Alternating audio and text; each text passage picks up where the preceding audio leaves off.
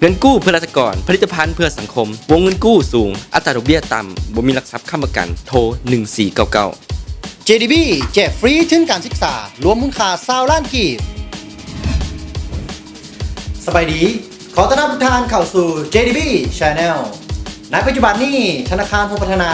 ได้มีการเปิดหน่วยบริการใหม่อยู่ที่บ้านโพนสว่างตรงกันข้ามกับห้องหมอ150 เตียงถ้าลูกค้าท่านใดสนใจอยากจะเข้าไปร่วมใช้บริการเรื่องธุรกรรมด้านการเงินพร้อมกับการบริการที่หลากหลายและโปรโมชั่นสำหรับหน่วยที่เปิดใหม่สามารถเข้าไปใช้บริการได้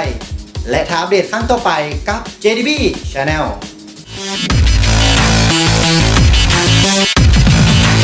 The